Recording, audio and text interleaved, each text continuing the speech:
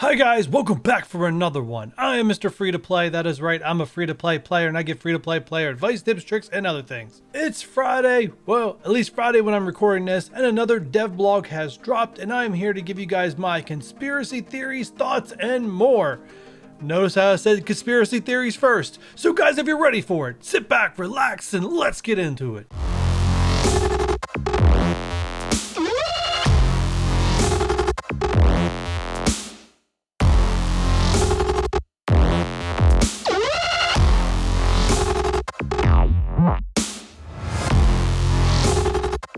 November 6th, The Quantum Shadow.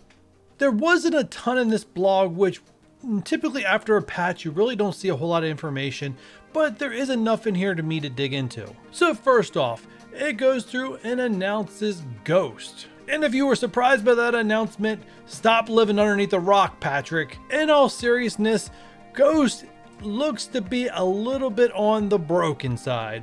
Now this character, as I have their kit pulled up from msf.gg, I believe needs the Striker class ISO more importantly than any other character that is in this PIM tech. Mainly, if you guys look at her counter assist, which you cannot find in in-game files, when she attacks, she reduces speed bar by 25%.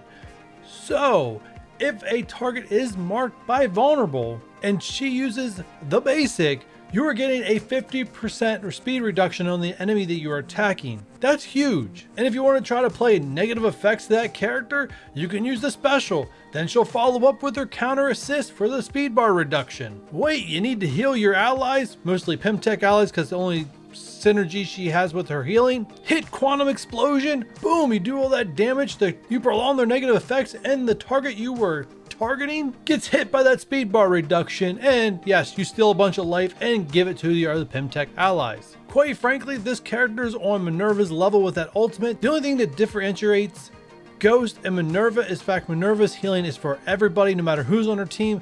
Ghost is just for her Pimtech allies. So ultimately the healing's a step down. If it was for everyone, this would be the new character to replace Minerva. But since it's only for Pimtech, it's only going to work on one specific team. Alright guys, and now it's tinfoil hat time. There are some important things that you guys need to be aware of and things you need to be looking out for. So one of the most important details that we need to acknowledge is that Minerva's time in the premium orb is coming up on 2 years. Yes, this February, in 3 months, it will be 2 years from the time Minerva was released in the game. And if you guys go back to Thanos and Black Widow, both of them were removed from the premium orb 2 years after being put in there, basically from launch. So there is a high probability in 2021, early 2021, that Minerva is coming out of the premium orbs and will finally get a node farmable. My fingers are crossed for Doom War Chapter 3, as I do feel like that is a highly likable spot for her to land. Now, with that said, what you guys need to be on the lookout for is 2 characters at this point, and I can throw in a third, but there's 2 that's probably more likely. The one character that's not likely is Call, and mainly for the reasons I'm going to give here shortly. Second and third, you need to watch out for Anti-Venom and Ghost. And what I mean you need to watch out for is if they do not get announced to be going to premium orbs, mega orbs, basic orbs, and even ultimate orbs, that is probably a sign they are going to be premium orb characters. Now, I don't think both of them are going to go there. I think it's only going to be one. So right now, guys, the next character up to be added to Mega Orbs, Premium Orbs, Basic Orbs, and Ultimate Orbs is Anti-Venom. If we do not see Anti-Venom go to those orbs before they announce stature for those orbs, Anti-Venom is going to be Premium Orb exclusive. That's just what it's going to be. I'm sorry if that upsets some of you guys. I am just the messenger here and giving out a conspiracy theory that most likely could come true. If within the upcoming days, because quite honestly, we should be a week out from having this announcement, if Anti-Venom does get added to those orbs, the next character we need to be on the lookout for is Ghost. Now, these are the most likely characters that are already in the game. It doesn't mean that another character won't come up next patch or the patch after that and replace Minerva. I'm just saying characters that are available that are a little on the OP side, that are very heavily favored, that could bring in money for the company by putting them behind a more exclusive paywall. Those are things they have done. Moving on. So, Dark Dimension 4 rewards. Now, I've read over this and I don't know if I'm alone or you guys are with me in this. I haven't been on Reddit or seen anyone else's posted videos yet to know what the feeling is. So I'm going to tell you guys what my feeling is before it's influenced by anybody else. These rewards suck. Just flat out suck. And why they suck, alone they probably wouldn't be that bad, but why they suck so much is that they're basically the same thing that's in Dark Dimension 3. Dark Dimension 4, 300k gold per node. Okay, that's only a 50k increase. 5 gold orbs. That is only a 1 gold orb increase. And guys, that's pretty much where the improvement ends. 1 mega orb and 200 orange ability materials? Okay, 1 mega orb, 200 T4 abilities. 1 elite 5-star orb, 1 elite 5 orb. It's the exact same thing. There's no improvement other than 1 extra gold orb and 50k per node. And then the reward, granted, it is a very exclusive character that's going to be extremely good for years to come, but we're going to get gear. And I sure hope that gear is the Gear 15 materials and not Gear Tier 14 materials, because they already give us that in Dark Dimension 3 rewards. So if they give us that again, it's going to be very, very disappointed. And honestly, with the increase it takes to get a character from 1 to level 80, it's very insulting. Like, and not only that, if they just would have added some training mat orbs in here too, this would have been a ton better and would definitely look better, and it really would not have cost that much. How much would it cost them to add some training material orbs to this? Just saying. I'm going to leave that there and move on. Emma Frost milestone update. She is going away. I was going back through and reading all the dev blogs. Nowhere did they say specifically they were going to end this one at 2, but nowhere have they said they're actually going to do this one 3 like they have with Captain Marvel, Agent Coulson, and Symbiote Spider-Man, who all had 3 rotations. And the way this thing is worded, it sounds like this is it, it's over. But they could also word it that way because they don't say it's not coming back, but they'll say this is, that she's never showing up again. And they could do that to stop people from hoarding. Honestly, guys, what I'm going to do at this point, because even if she's not the next reoccurring milestone character, most likely the next patch is going to have the next reoccurring milestone character to replace Emma Frost. So honestly, given my gold situation, which is not bad, I'm sitting at a little over 18 million with a few days left to go to Emma's event. So I'm probably just gonna stack my gold up to another 25 million, and then I'm probably just gonna start spending regularly, keeping that at 25 at a minimum for the next reoccurring milestone character. Because these milestone characters, quite frankly, they've set the precedent that they are very good characters that you want to build right away.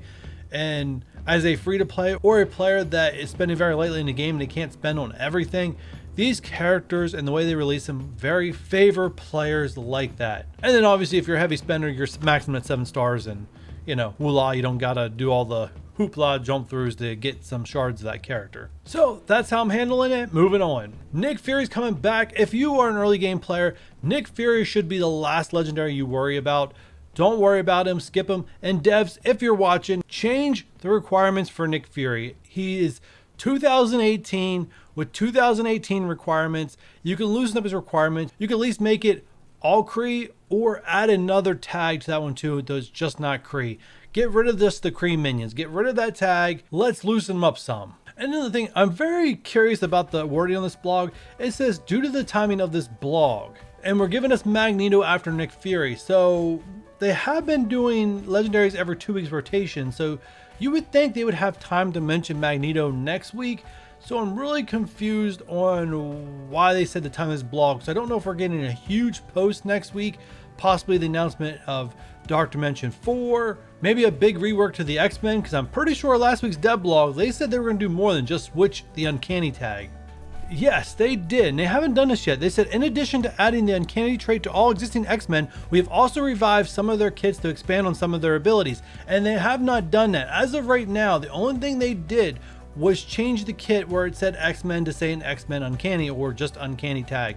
So this could be what's taking out most of the blog next week. All the reworks, I don't know. Something must, if they're announcing 2 legendaries when legendaries are usually paired 2 weeks apart, or they could be changing the cadence on us to add in another legendary.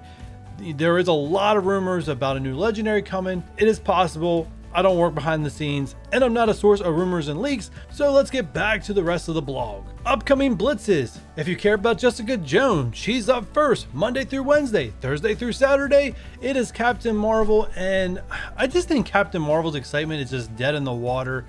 This character is not even probably top 20 in the game anymore. It is what it is. I will probably just play more casually on this one to see if I can go up one more tier than where I usually place when I just don't care, as I am very close to 7-starring Captain Marvel, and the only reason I'd want to 7-star her just like everyone else is just to add to my stats of having characters complete the 7 stars. But quite honestly, neither one of those characters do anything for anybody. I'm just saying it. It doesn't do anything for anybody.